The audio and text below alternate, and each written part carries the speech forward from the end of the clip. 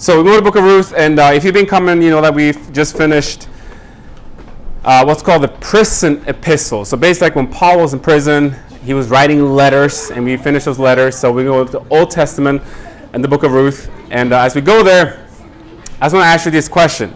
You can think about, what is the good life? When you think of the good life, what comes to mind? And obviously, as a rhetorical question, I think we all kind of desire the good life. Yep. I'm pretty sure. Air conditioning. Air conditioning. All right. So Tim Keller, he said this about people. Most people spend their lives trying to make their heart's fondest dreams come true. Isn't that what life is all about? The pursuit of happiness. We search endlessly for ways to acquire the things we desire, and we are willing to sacrifice much to achieve them. So I talk a lot about Norway because that's where I was born and raised, but I actually have a Nigerian dad. So my dad was searching for a better life, and he left Nigeria as a young teen to work on boats, cargo ships, and then a friend of him said he was planning to come to the United States, but he should go to Norway because it's, I don't know, they don't speak English. He didn't really speak English. So he traveled to Norway, didn't know anybody, one-way plane ticket for the search of a better life. I kind of did the same thing. I came here to the United States for the search for a better life. I do remember I played soccer at one point, and I played for a professional team. I guess I was professional, semi-professional. I was like 18 years old. I remember getting this big Adidas bag. When you're 18 years old, that's pretty cool. Full of new gear. And that was like a week before you're going to go on the plane and go to a summer camp in Cyprus. So you're 18-year-old, you're traveling, you're getting paid, all this fancy gear. You know, it's a lot of, to me, it was a lot of fun. I remember this one game I'm playing, and my wife knows all about this. Sometimes I felt my legs were heavy when I play games for whatever reason. JJ's here as an athlete. Maybe you feel like your body doesn't feel light. But some games I felt so light. I'm like I'm on a feather. Like you just can do anything like that you want to do with the ball. It just feels it's a really nice feeling as an athlete. There's one game I was playing for the B team, for the professional team, not the A team, and that was probably one of my best games for that team. And towards the end of the game, I feel a slight tingle, pain in my leg, and that pain kind of gets bigger and bigger towards the end of the game. And then, anyways, long chronic injury. Had to do rehab for 3 months, 2 hours a day, 6 days a week. It's a lot of fun in this room, and I was dedicated. A couple months later, I remember being in the manager's room, and he's like, "Hey, we're going to send you to our farm team because of your injuries." So I'm 18 years old. My dream is so close of playing professional, making that money that Greg was talking about, and then it's kind of done. A couple years later, I'm deciding I'm looking for a better life. And long story short, one of the weight coaches said, "You should go to the United States because you go to school, hopefully get a scholarship." So I come to the United States, and it was for what I thought would be a better life, to improve my life and to do whatever I was hoping would happen in the United States. And I think for a lot of us, I think we want that good life. And if you're into, if you see this picture, this growing trend, maybe people that want to live off the land again, right? They want to be a little bit, not necessarily off grid, but to have like healthy produce and organic food and, be further away from all the craziness, right? And that's the good life. For some people, maybe you can resonate with that. For some people, maybe the good life is maybe what Greg talked about, have your your typical on the island, it's perfect temperature. Some people think the temperature right now is really hot to come from Virginia Beach. This is a nice temperature to us. It's not really hot, but I get it. I'm from Norway. I get it. But this is a good life, right? You work really hard for a couple years, and then you played your cards right. Then guess what? You don't have to work anymore. You retire, and you just do what you want to do. You read the books you want to read. You wake up when you want to read. Watch the movies. You have the pina coladas, right? This is the good life. For some, like, this is the good life. Like, you have arrived. You've played your cards right. Now you can retire early, and you can lay on the beach somewhere beautiful, maybe up in Maine. I don't know, wherever that comes to mind. And for some people, the good life is not necessarily arriving at a point. But it's like, I want to enjoy the present moment. Like, that's like the good life. I want to just be able to enjoy and watch my kids grow up and enjoy this moment. And when my baby's waking up in the middle of the night screaming, like, that's maybe not the most enjoyable, but I still want to find value in that, right? Like, it's enjoying that journey about the good life. And I do think, in general, and you can obviously think for yourself, when people are seeking this good life, just in general, people aren't necessarily thinking, man, like, what is the good life that God has prescribed? Like, what's the good life that God has designed? And you know as well as I do that there are some people call them like universal laws. Like, if you do this, this happens. You know, when you make decisions, there's always a consequence. It doesn't have to be negative. It could be a positive consequence, but you make decisions, right? And people make decisions and they wonder, well, why did that happen? Yeah. Well, you pursued something, whatever that thing was, and this is the consequences. And they can be good, or they can be bad. So we can look at a family now in the book of Ruth who were searching for relief, but also I think for something that was better because they're going through a really rough time. So if you go to the book of Ruth, we're going to read just the first chapter. We're not going to read the whole chapter, but we'll reference some of the scriptures in there. So Ruth will be in the Old Testament, if you have a physical Bible, after the book of Judges. And the book of Judges, as a reference, I can find my way here, was a time of darkness for Israel, for the people. All right, it's the book of Ruth. I'm looking at time. I got 4 minutes. You can do this. We're going to try to be down by 11. So, if I talk, okay, there you go. Thank you. All right, in the days when the judges ruled, there was a famine in the land. So, a man from Bethlehem in Judah, together with his wife and 2 sons, went to live for a while in the country of Moab. The man's name was Elimelech. His wife's name was Naomi, and the names of his 2 sons were Mahlon and Chilion. They were Ephrathites from Bethlehem of Judah, and they went to Moab and lived there. Now Elimelech, Naomi's husband, died, and she was left with 2 sons. They married Moabite women, one named Orpah and the other Ruth. After they lived there about 10 years, both Mahlon and Chilion also died. And Naomi was left without her 2 sons and her husband. So this book opens up with, in the days of the judges, when the judges ruled. So this is a time in the period of Israel when there's just really, really bad. All right, if you remember the Old Covenant, this is Old Testament kind of context there. When you obeyed God, what happened? According to the Mosaic Covenant. Blessings. When you disobeyed God, what happened? Curses. Okay, and a lot was like tangible, like having food, drought, famines. Like if you obey God, he said, this is what's going to happen. It's going to be a good time. But this was like a really, really, really bad time. So when people in the Old Testament read this, understood this is a rough time. So there's a famine in Bethlehem. Bethlehem is actually known as, the word, it means house of bread. So it's kind of like here's the map. You can see Moab in pink there.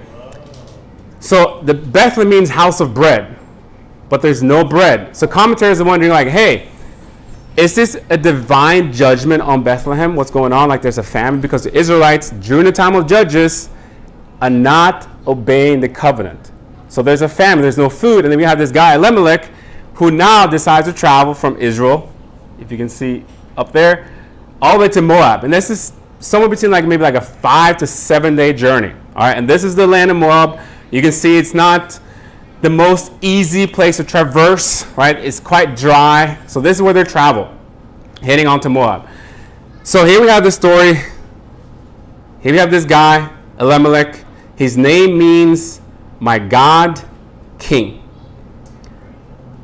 And experts on the scriptures are wondering, when he now left, he's leaving Bethlehem, which is where the Israelites are, to go to Moab.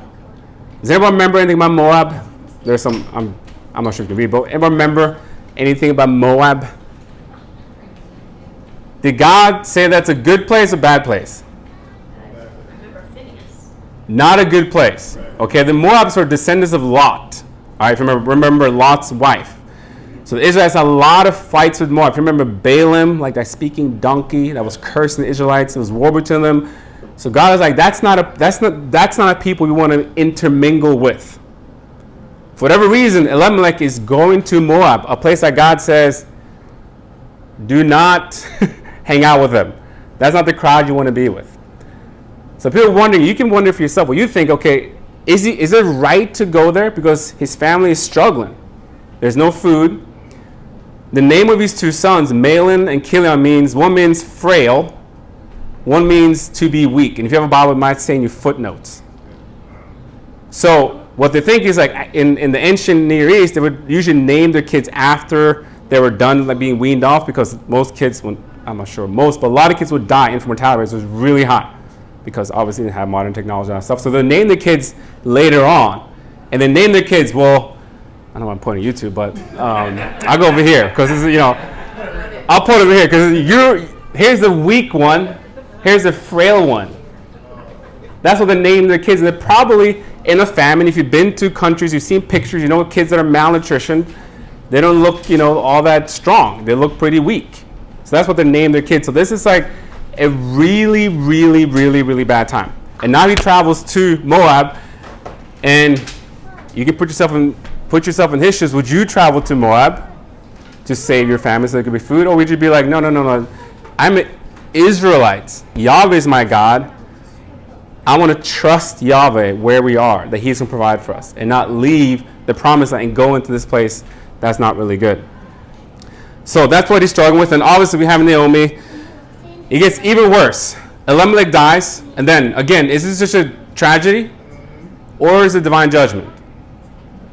Because you obey, blessings. Disobey, curses. And after Naomi, she has now a choice. She can stay in Moab, or she can head on back. We just read that she decided to stay in Moab for another 10 years. And then both her sons died. So now you're a foreigner in a foreign country, no husband, no kids. We talked about before, like if you were a widow back in those days with no kids, no husband, you're in a really, really, really bad spot. There's no Social Security, no 401k, nothing. That was your safety net. And then what did she decide to do then? Because she's now stuck with this choice. In verse 6 it reads, when Naomi heard in Moab that the Lord had come to aid of his people by providing food for them, she and her daughters-in-law prepared to return home from there.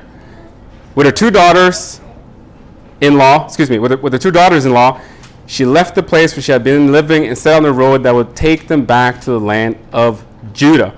So she decides to go back. And I think for a lot of us, we are searching for this greener grass, right? The grass is always green on the other side. And I think we probably can relate to, like, man, if over there it looks so nice, right? And she's having that same struggle that she has to really battle with, like, where should I go for this better life? And now she obviously decides to go back home. We're not going to read the whole thing, but she decides to go back home, and she's talking to her daughters, of course, Orpah and Ruth. And I forgot to mention as well, but in Deuteronomy 7, God says, do not intermarry with the Moabites. He mentions them specifically. If you remember King Solomon, the wisest king ever, right? And he also married a lot of foreign women. Some of them were Moabites. That's all talked about in 1 Kings 11. So this idea of like being in Moab, intermarrying with them, was something God has specifically said, I do not want you to do. And sometimes we can think like, why would he say that? But if you remember the Old Testament history, right, it is God picked the people. He gave us all free will. And then we did what we did with our free will. And then said, I'm going to choose a people. And you're going to be a blessing to all nations. But I need you to stay the way I want you to stay.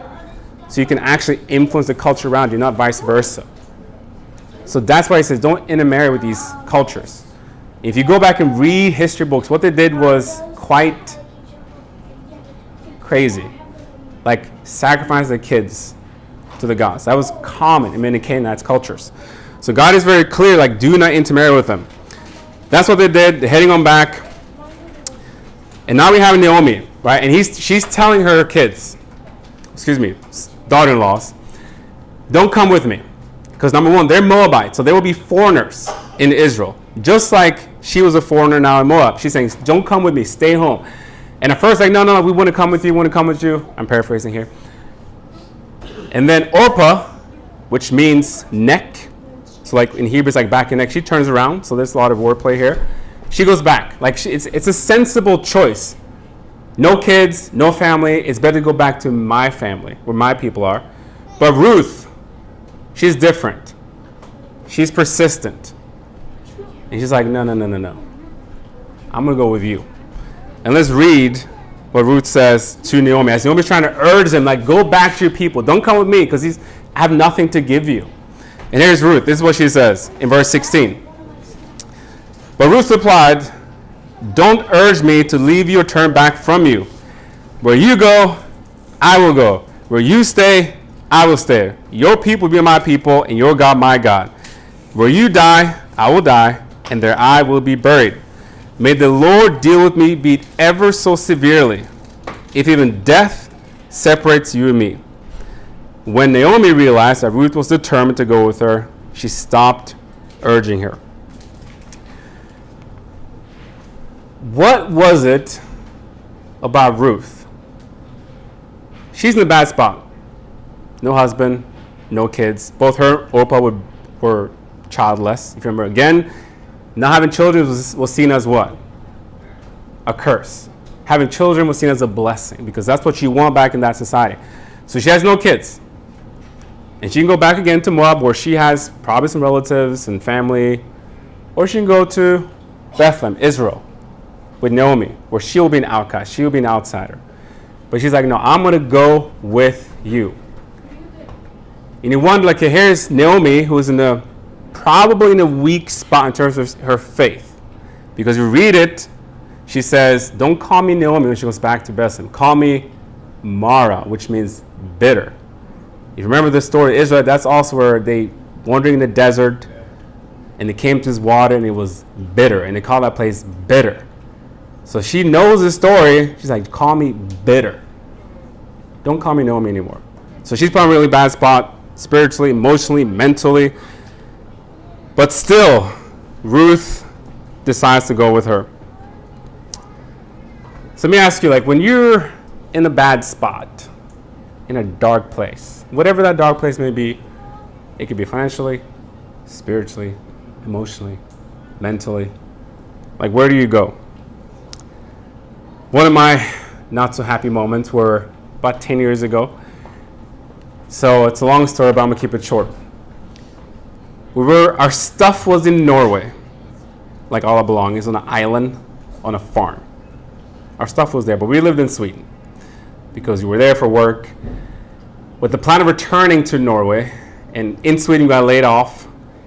And I remember we were working for a church, we got laid off. I remember sitting in that meeting and I just trying not to cry because it was really, really hard what I heard.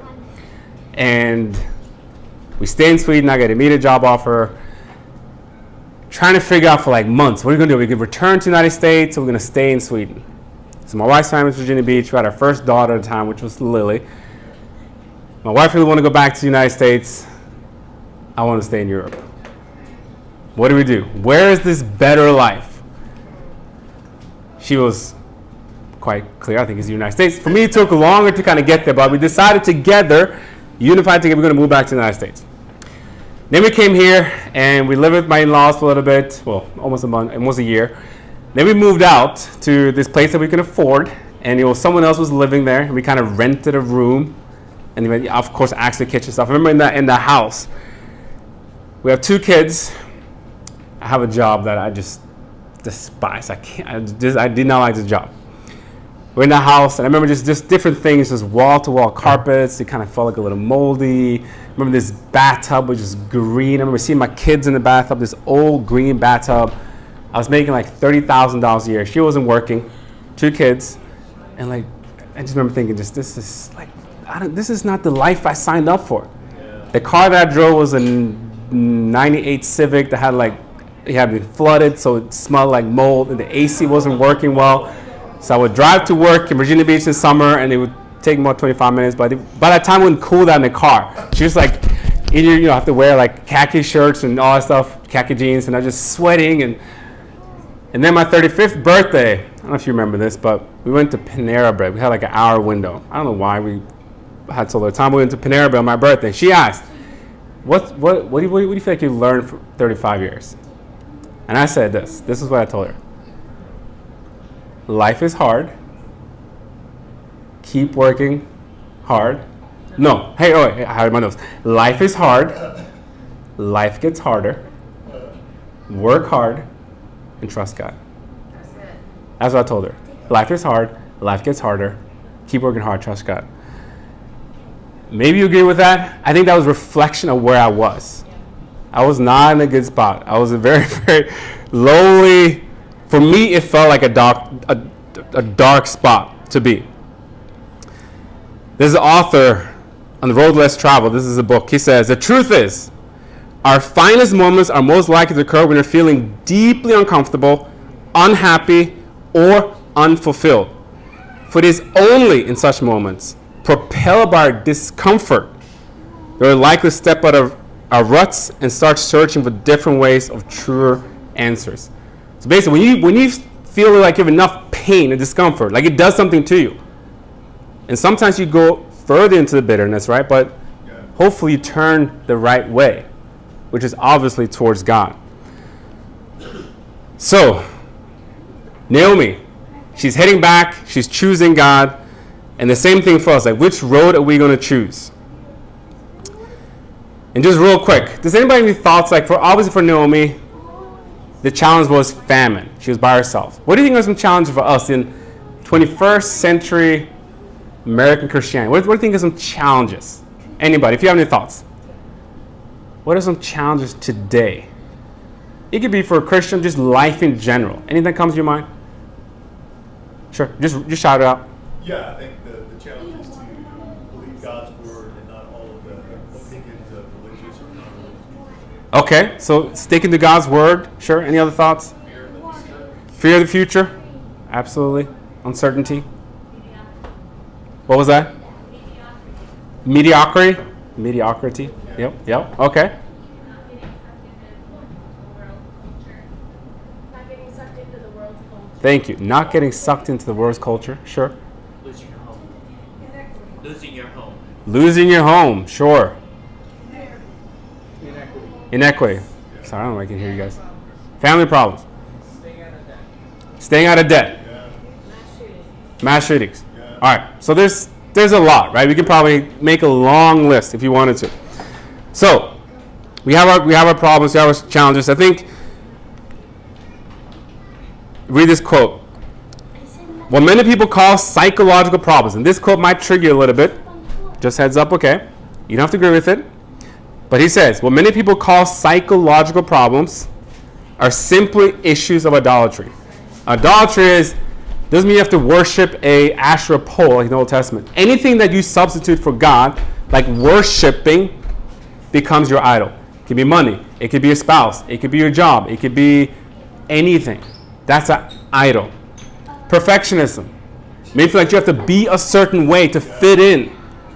Like you have to have this house, that car, those clothes, that socioeconomic status. That drives you. And it leads to a lot of emotional distress. Workaholism. Working, pursuing career being the main thing. And they've done so many studies. When you pursue that, usually your family suffers. Your relationship suffers. It leads to psychological disorders. Chronic indecisiveness, the need to control the lives of others. All these stem from making good things into idols that drive us into the ground as we try to appease them.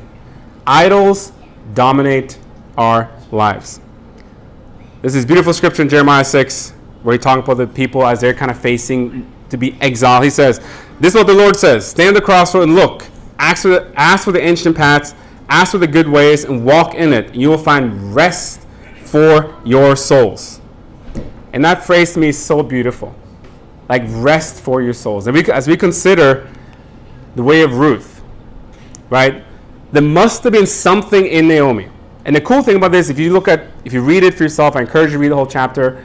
Naomi's in a very, very dark spot. When she comes back to Bethlehem, she says, I have nothing. Like, I went there full, I came back empty. That's what she says. And Ruth is right there with her.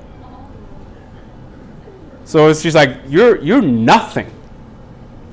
But Ruth chose her.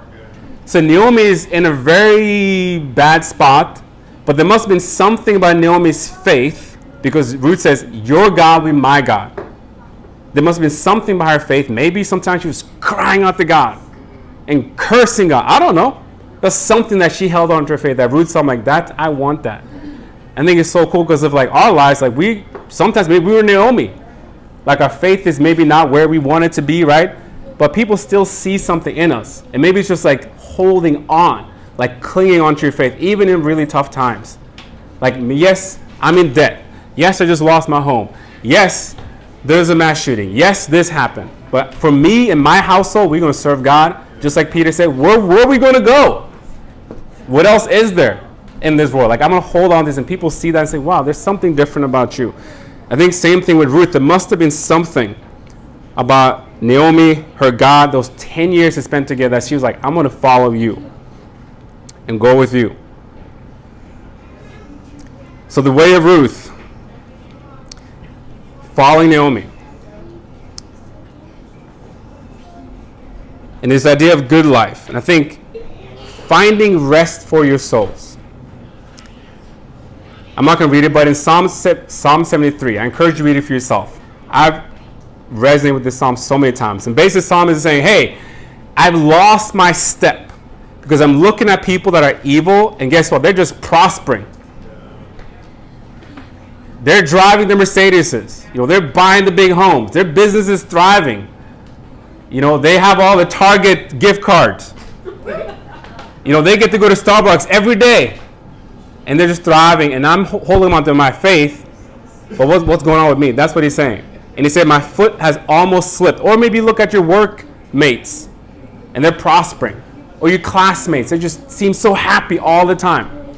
But then he said, I kind of came to my senses, and I realized they're on a slippery slope. I think when we choose the good thing, like Ruth did, like, it's that rest for your soul. And I asked my beautiful wife, what's a practical? So I got one simple practical for you. If you want to, this rest for your soul, and that is to do nothing. To do nothing. Other than this, I think this is something we do very rarely. At least I do. And that is to put your phone away, turn the TV off, and just sit in silence and check in with yourself. Like, check in with your soul. Because you have a soul. Check in with your soul and just, like, is it at rest? Am I finding rest? This is very hard for me to do, by the way, because I just want to do something. But, like, is it at rest? And just check it. And don't, like, beat yourself up. But, like, okay, like, what do I need to do? And I think one thing that I think is so beautiful about the way of Ruth, like, she chose her family. And I know that we are a family. And we just finished the book of Ephesians. You think of your family, we all have families. Some were maybe great experience, maybe some a bit more dysfunctional. We all have our stories, right? And in here, we have some dysfunction. I don't know if you noticed it. I'm one of them, by the way. When I say dysfunction, I mean, like, but yes, we're not perfect, right? We're not. But Ruth chose that family. And I think it's so beautiful to have the relationships that we have. Because if I'm not at rest in my soul, guess what? I can pray about it, but I can also talk to you about it. And we help each other out. I think that's this good life. At the end of the day, is it, that money, which some people think it is, right? I want that money, but at the end of the day, is that really what's the good life? Or is it having peace for your soul, rest for your soul? I think things like healing, like you feel healed, you feel at peace, you feel joyful, and you have these amazing relationships that God has designed for us. So, we're going to finish the book as well. I'm going to finish with this. And I didn't read the whole chapter. You can read on your own. The only way to freedom and to free ourselves is to turn back to the true God, the living God. He's the only Lord, if you find him, can truly fulfill you. If you fail him, can truly forgive you. Let's pray.